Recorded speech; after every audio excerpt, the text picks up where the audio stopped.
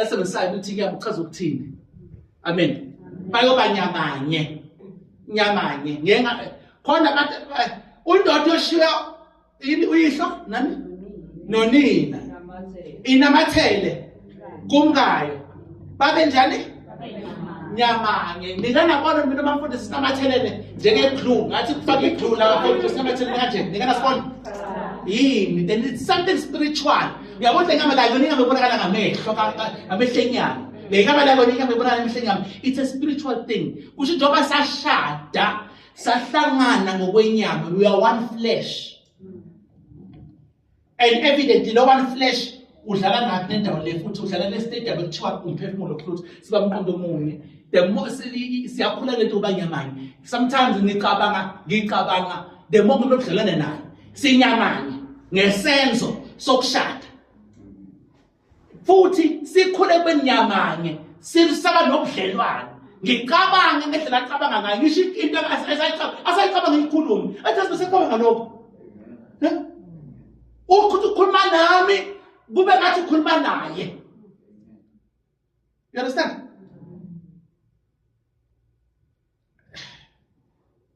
Engindlela kuba nyamanye yini? Thank you. Friends, wayihlenga lapha. So ihlengile. Engindlela kuba nyamanye yini? Ucansi, sex. Chapter verse chapter 16. Uhlolisise ufunde slow because khona akushile verse 16 akushoyo Genesis 2:24 level lethu manje verse 3 manje engindlela obanyamanye ucansi iyahlupa ke lokho kungabanye amanye ngokocansi ngesenzo kungakabe nyamanye ngesifungo then you have a problem. We have a dangerous soul tie. Findo lomphefumulo ngabanye amanye akusho ukuthi start together ngokwenyama. So yabo nyamanye lapha akhuluma ngenyama le yangithi yabo ukuthi usebenza ngani bathi kwamanye amavesi leligama lethi nyama sibenza ngendlela ehlukile yezwakala. So legal salvation sinomqondo kaKristu lokho esinako sinikeza uKristu kumoya wethu isithelo then kunaloko esisakholwa lokho ekwenza uKristu sisathola ulwazi knowledge number 1 bese siyakholwa masikholwa kuyasuka nokwenza uKristu kuyafika ngana kuyaqala kafeze ngempilo zethu ithembiso zakhe ayifezile zimile ziwuyebo no amen sinjalo yes yes no sekufeziwe amen because sekufeziwe kunjalo ziyebo nokunjalo then ke uze zibe iqiniso kuweke sekumele wena uyikholwe usebuzukholwa kwakho ukuthi ukhulume ngokusamthatha uthatha step. All right? Amen. You understand? Okay. So nomqondo kaKristu ngayithola. So unamqondo kaKristu kumoya wakho. Uma ukhuleka you gain access to umqondo kaKristu, umoya ongcwele uyakuveza. You understand umqondo kaKristu. Njengoba umoya ongcwele umoya kaKristu. Uyakuvezela umqondo kaKristu kumphefumulo wakho. God shares imicabango yakhe nawe. Imicabango yakhe ingaphezulu kwangathi Isaiah 55. Imicabango yakhe ingaphezulu kweyethu. Mawenza izenzo zakhe ingaphezulu kwethu. Old Testament, old syllabus, it's been updated. You have the mind of Christ. If you will spend time with Christ, you will start to think like Christ. You must understand something. I indlela zakhe zingaphezulu kwezethu. Imicabango yakhe ingaphezulu kwethu. Akayifihlile imicabango yakhe, akayigodlile imicabango yakhe. Asuthi akayigodlile. Time, ubudlelwane. You spend enough time with me, believe me, you will start to talk like Spear, and Spear will start to talk like you. You spend enough time with the Holy Spirit, you will start to talk like the Holy Spirit. The Holy Spirit will not start to talk like you. Oh, as long as he will not start to talk like you, but he will start to talk like the Holy Spirit. Because ngasho ukuthi uyoveza iziqi zomoya Spirit isikhathi now. Babuze. Awuvela ubhodle. Hayi, uthatha kamoya lo. Umoya Spirit isikhathi now. So when you spend time with the Holy Spirit, you start to be you spend time with the Holy Spirit, you start to be It means fellowship. There's a fellowship problem somewhere as one of the potential problems. Example number 2.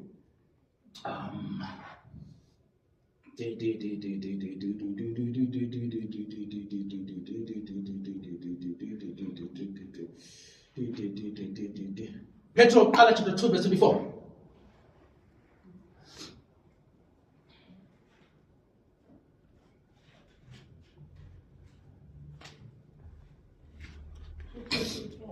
Yebo. Let's go. Owathwala izono zethu emzimbeni wakhe emthini ukuze kuthi sesifile ezonweni siphile kulungeni ngemivimbo yakhe naphiliswa. Legal salvation. Illegal salvation is a constitution. Yes. A constitution. Umthetho South Africa. I've used this example before. Because it's so good. I can't improve on this example. Umthetho uthi wonke umuntu South Africa unelungelo lokuthi abe namanzi. You have a right to clean water. And it's free. But you have a right to clean water. Thank you, Tabu. Okay, wonke umuntu unamanzi clean. Abekho abantu abalanda amanzi emfuleni. Yini but the constitution ithi nje wonke umuntu unelungelo lokuthi abe namanzi aclean endlini futhi egcekeni. Ngaphakathi endlini. Ngaphandle. But lento leyo kuliqiniso lawo wonke umuntu ukuthi sonke sinawo amanzi endlini. Sonke amanzi aclean aphuma popini. Indaba laba banganawo ke kwenze njani inking. Alright, unalo ilungelo lokuthi uyamasipala sifuna amanzi aclean ekhaya sinawo sekudlule 30 years savota kodwa amanzi asinawo. Sinalo ilungelo lokwenza njalo. Ngobani? Usuka phela ilungelo lelo. Kumthetho sisekelo. Umthetho sisekelo ngenika salvation lokuthi akwenza. Okumele wena ukureinforce ume phezukwako udimande ugcizelele ilungelo onalo ngenxa yalokho akwenziwa kubani. If you don't get this, ngemvimbo yakho njani? Abekho abagulayo. Nangu besiphethe ama-flu, sick. Imvimbo ibikuphi imvimbo? Ibikuphi?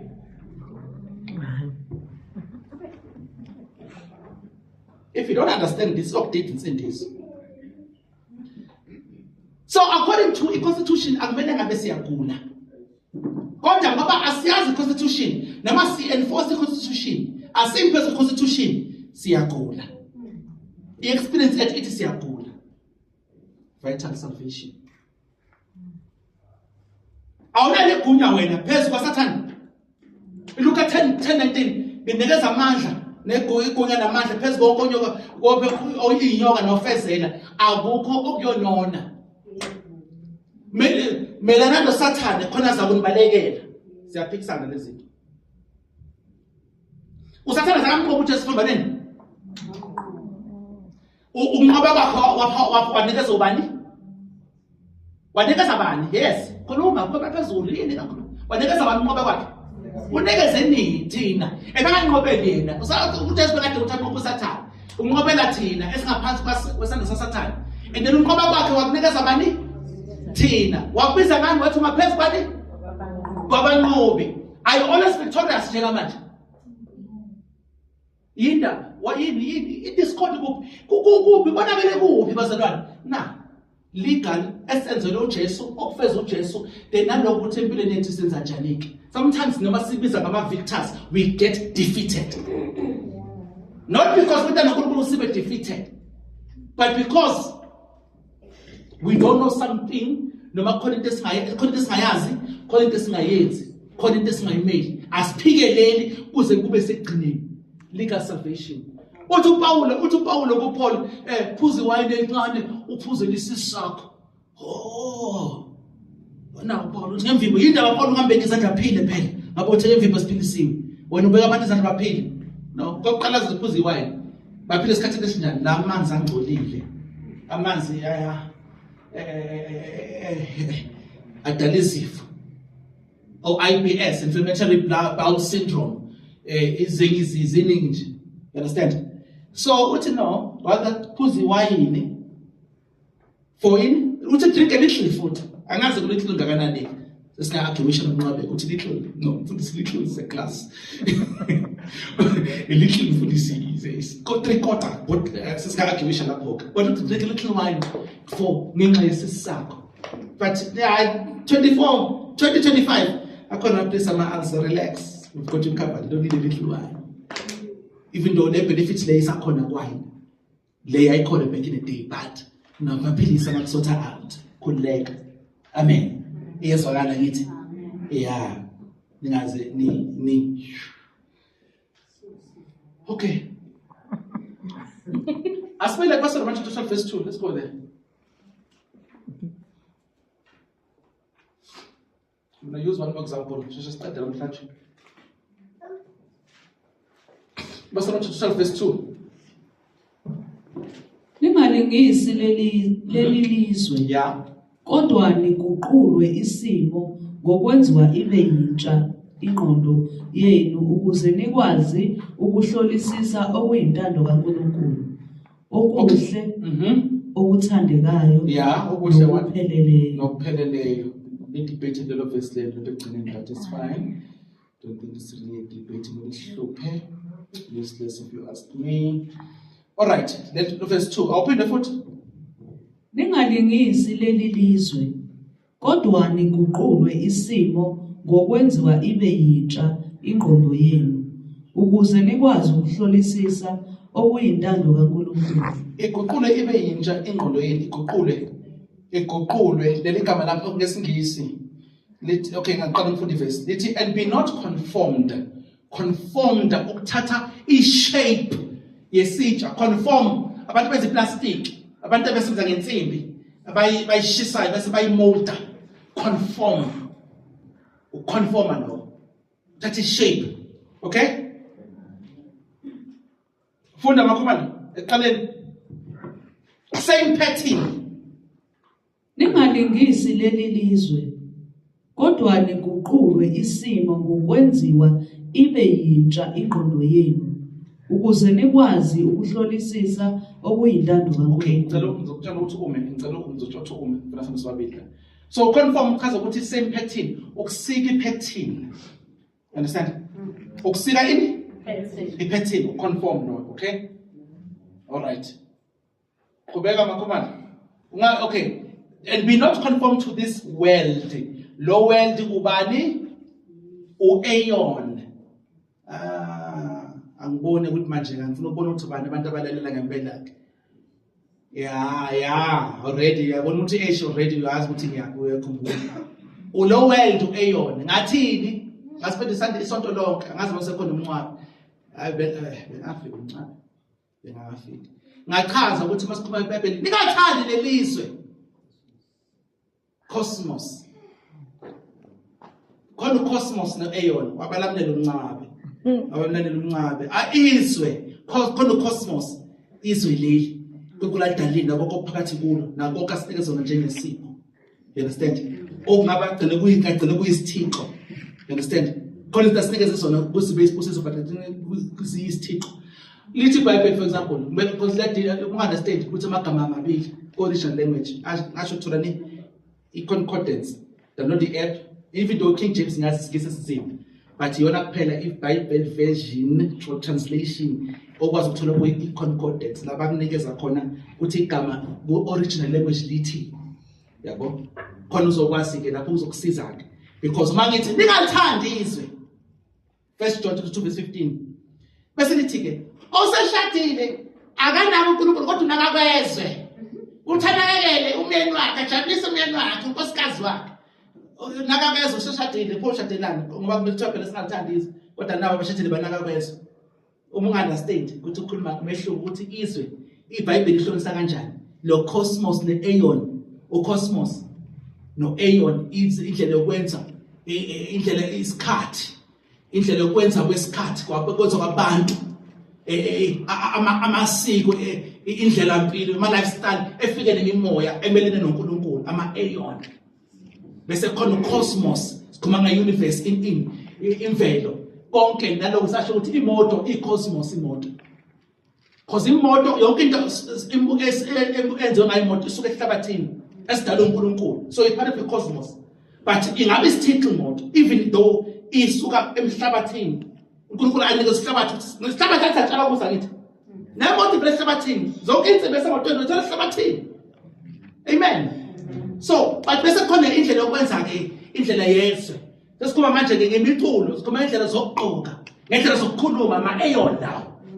uma understand lokho uyothi amavesi kuqhathwe nawo izwe lokho khona izwe awazi ukuthi khona ucosmos no aeon awazi ubona izwe nje bese then bese ngisho izokudida useshadile unaka kwezwe njani manje bekumele athi ukho la nothi singathandisi kodwa ushadile wayesenaka kwezwe manje yabo usikhiphile uNkulunkulu usindisile siphila ezweni kodwa sibona bezwe njani manje kusho ukuthi izwe is also a spiritual location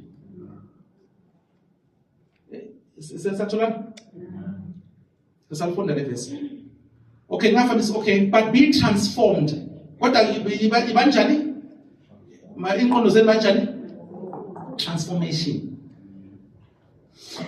transformation kuqule lokuqula leli gama ke mele ngabe siyalazi sonke mabe wayenza i-life science esikoleni e-primary school okay noma ke sithi ngawukhumbuli ke right nayazi caterpillar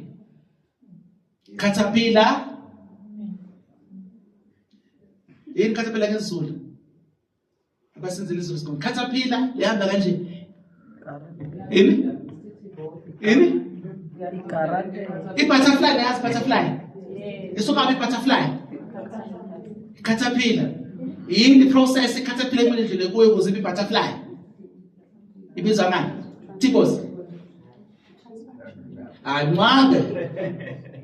process by which a caterpillar is transformed into a worm ibizwa ngani problem for the family science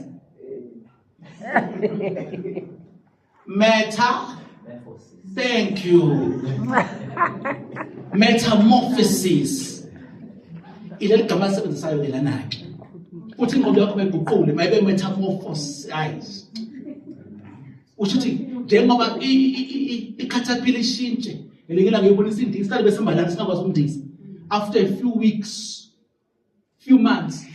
to a month kangansakhumbula i-life cycle yakho uthamba kanjani but izophuma lapha isihamba sekuyi butterfly enhle eyelo enyimnyama enjani uthi ingqondo yakho mayibe kanjalo to the point that we cannot recognize the old you ngakasindiswa and the new you uphumlane lo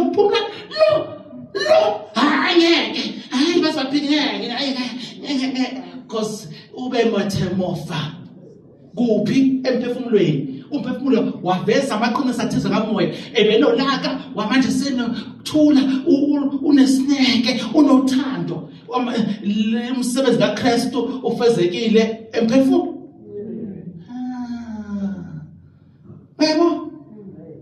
metamorphosis ingqondo mayiguqule transformed you can't no transformation you can't agona must be changed and you say changed change you can change and unchange leli viva le butterfly akwazi ukuphela kuviphinde bi-caterpillar that process is irreversible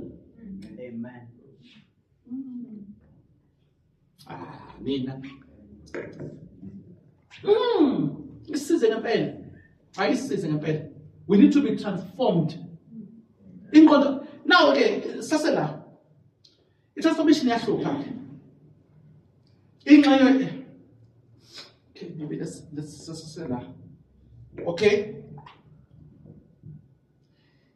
insindiso negaba ezintathu ngisazoyichaza nje ngoba ngizochaza ngoba sesifike basichaza le chaza isigaba sensindiso esithize ngasindiswa I am ignite writing siyabuya aya I am saved ngasindiswa mama kwenziwa abamusha ngabe isidala esisha uyisidala esisha wena. Sometimes I know you don't feel like it, sometimes you don't think like it, sometimes you don't talk like isidala esisha wena, kodwa uyisidala esisha emoyeni kuphi wakho. Ngasindiswa, ngisasindiswa, I am being saved, I am saved, ngisindisiwe, ngisasindiswa, I am being saved, I am being saved, being saved. Insindiso yani yomphefumulo. Ngisazosindiswa, I will be saved, I will be saved. Insindiso yomzimba. Insindiso yomzimba. Wasindisa uNkulunkulu, umoya wakho usindisiwe. Ufana identical to umoya kaKristu, umoya nomoya kaKristu. Abasekhona boqala chapter 16 verse 6. Awuyakhona? Bakhona quickly.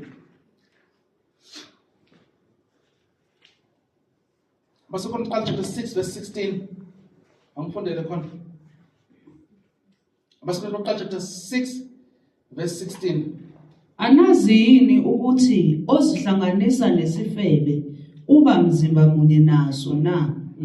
Phela kulotshiwe ukuthi labo bobabili bayakuba nyamanye. Verse 17. Kepha ozihlanganisa nenkosi uyakuba moya munye nayo.